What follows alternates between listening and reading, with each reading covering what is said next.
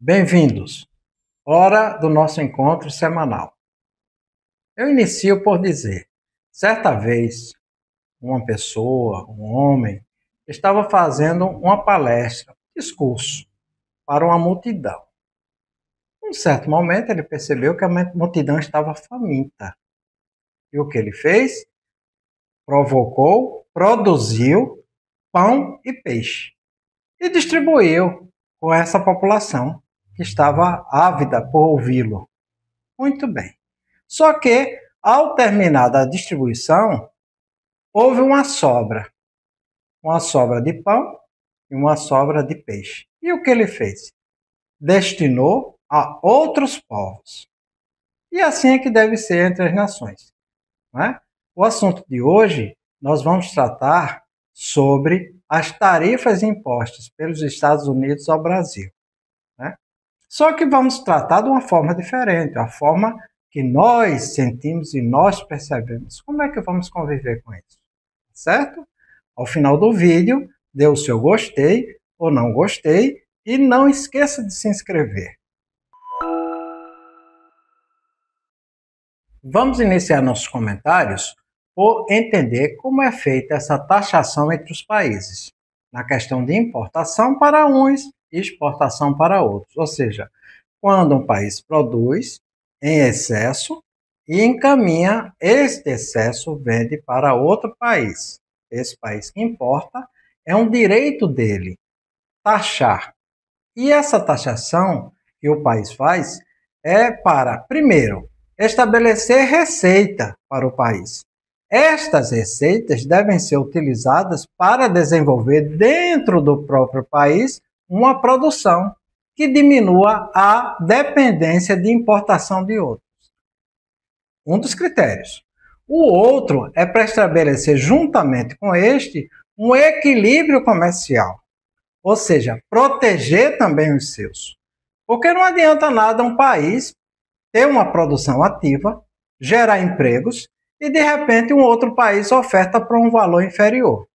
Ou seja, esse país que vai importar para complementar esses produtos, ele precisa, lógico, estabelecer um equilíbrio. E esta forma é a taxação sobre os produtos que estão vindo de outros países. Tá bom?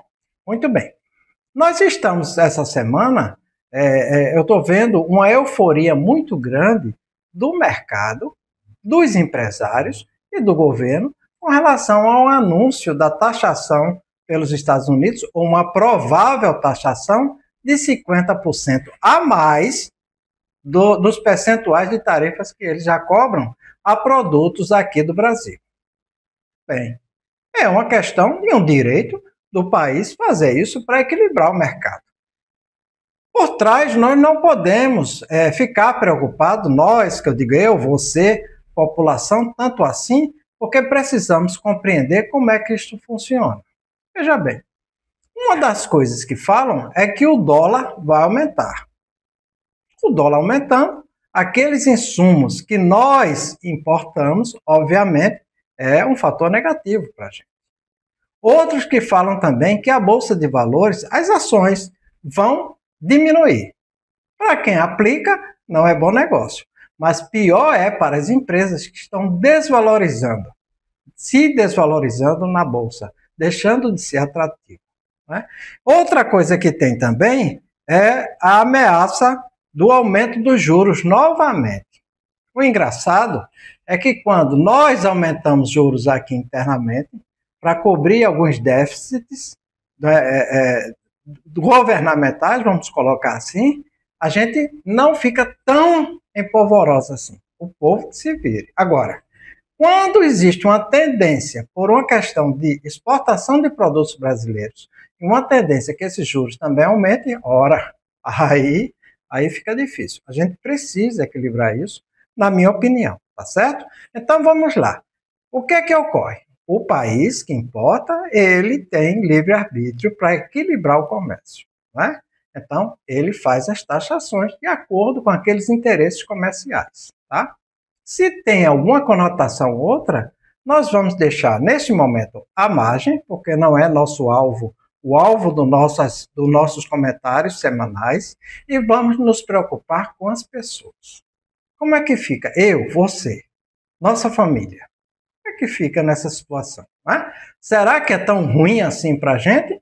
Ou é ruim apenas para alguns grupos do país? Né? Alguns grupos que faz parte e leva vantagem nessas exportações.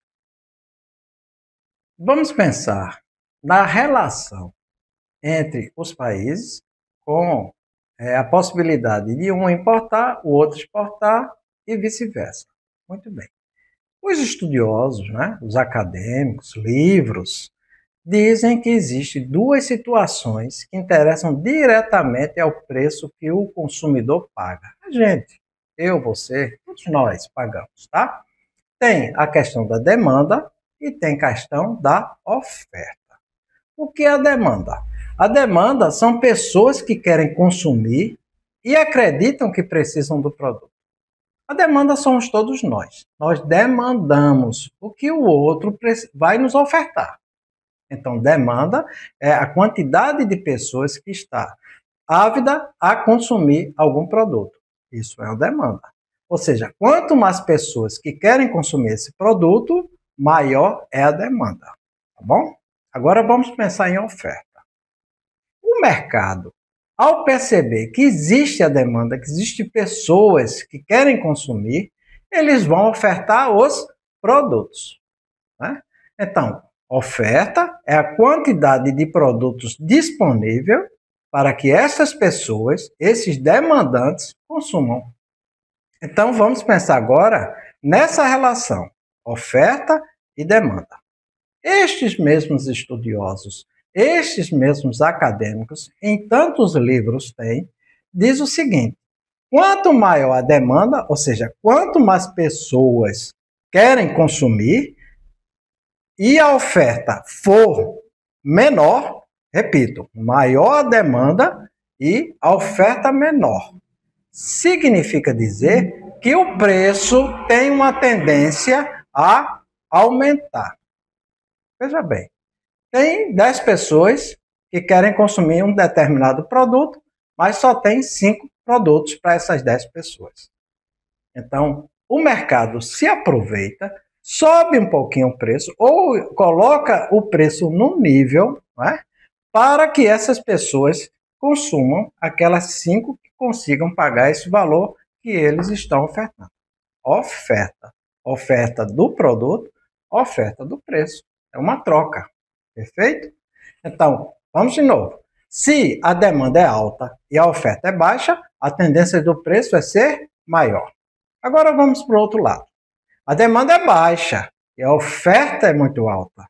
Significa dizer que a briga de negócios na economia se faz por meio de preços também e deverá haver uma tendência de baixa desses produtos. Tá certo? Ou seja, demanda baixa, oferta alta, provavelmente preço menor. Do mesmo produto, estou falando aqui do mesmo produto, tá? E assim é que ocorre entre os mercados, tá bom?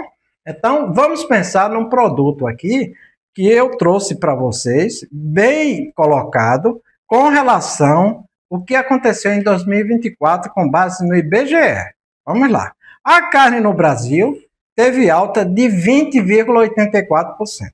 Ou seja, se você pagava R$50, teve 50 mais 20,84. R$10 e pouco. Né? Então, veja bem. Por que isso? Porque estava mais em 2024, estava escasso o produto. Significa dizer assim, se estava escasso, diminuiu, o preço aumentou. Né? A demanda estava lá, querendo consumir, não tinha um produto, o preço aumentou. Mas tem outro fator, aumentou por quê? Porque o Brasil exportou para os Estados Unidos. Então ele tirou a nossa carne bovina daqui e mandou para os Estados Unidos. E acredite, eles mandaram 235 milhões de dólares em 2024. 49 mil toneladas, 49.600. Então veja bem, pegou essa carne e mandou para os Estados Unidos. A gente aqui ficou com abastecimento menor, ou seja, menos produtos ofertados, o preço subiu quase 21%. É assim que funciona, tá bom? Então, dessa forma que a gente tem que entender. E olha que não tinha ainda sido divulgado esse tarifaço de 50% pelos Estados Unidos. Então, veja que interessante, nós pagamos a mais, teoricamente, 20%, simplesmente porque tiraram uma fatia da produção de carne bovina e foi para outros países. E não foi só Estados Unidos, não. Mas vamos lá. Vamos supor que está muito nervoso o mercado, né? A gente vê aí a mídia divulgando, e a reunião para lá, reunião para cá, de empresário, de governo, etc., para resolver a situação, mas vamos pensar na gente, no povo. Em mim e em você. É isso que eu quero pensar. Vamos lá. Vamos supor que essa tarifa de 50% realmente seja empregada pelos Estados Unidos. Tá bom? E o povo, como é que a gente fica? Vamos deduzir da mesma mão que a gente entendeu que tiraram uma fatia da carne bovina e foi colocado nos Estados Unidos, tá? Vamos dizer que essa fatia não saia mais.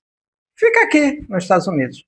Ora, se aumentou 20 porque saiu, se não sair, vai baixar. E você acha que será ruim para mim, para você, pagar mais barato a carne? Eu penso que não. Então, eu gostaria muito que essa semana a gente refletisse isso. Porque as pessoas ficam trazendo um nervosismo exageradamente para a nossa população. Mas nós precisamos ter um preço condizente com o que a gente pode pagar e que seja um preço condizente com a capacidade de produção do nosso país. Eu entendo assim. Agora, o excedente, aí sim, aí vamos não nos preocupar nem com tarifaço, nem nada. Vamos exportar, se quiserem comprar. Não é problema, coloca no preço de venda. Olha, para vocês terem uma ideia, sabe quanto era pago pelos Estados Unidos no quilo de carne? Tem aqui em tonelada, mas vamos pensar no quilo de carne, eu traduzi até para o real, tá? R$ 34,16 os Estados Unidos pagavam, né? Até agora, até maio, junho. Em junho eu vi que foi negociado na bolsa do boi gordo aqui no Brasil e o quilo do boi. Para aqueles pecuaristas que criam gado, a R$ 21,33. Então eles têm que sacrificar. Aí o que é que faz? Os grandes produtores pegam o gado e mandam para os Estados Unidos. E está todo mundo muito preocupado aí. Tá? Se esse gado não for, minha gente, tem algumas repercussões? Sim, tem. É preciso ter cuidado, saber como relocar as pessoas, os salários, a produção, etc. Mas tem que incentivar o consumo para compensar essa carne que vai ficar aqui no nosso país. Ter o excedente, procurar mercados que aceitem até o próprio Estados Unidos. Nessa semana, né, pensemos naquele discurso que eu iniciei o nosso vídeo, daquela pessoa que fez o discurso, pegou o excedente e aí sim, mandou para outros povos. O excedente, sem penalizar aquelas pessoas famintas presentes. Pensem nisto, pensem bem. De Natal, Rio Grande do Norte, Rinaldo Negromonte.